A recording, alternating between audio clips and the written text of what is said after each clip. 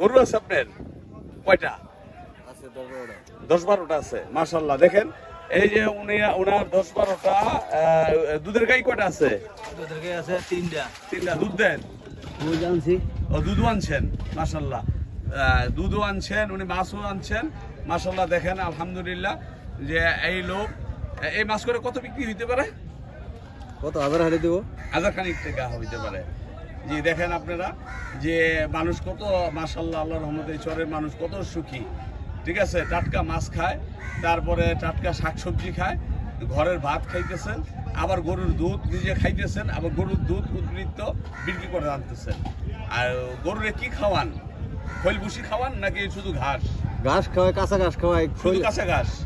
খুদ আছে, ভুসি আছে, কুড়া আছে, লবণ আছে, এরপর সিটা গরু আছে, ভুট্টা আছে, নানান পদের খাবার দেন। হ্যাঁ, মাশাআল্লাহ, ঠিক আছে, ধন্যবাদ।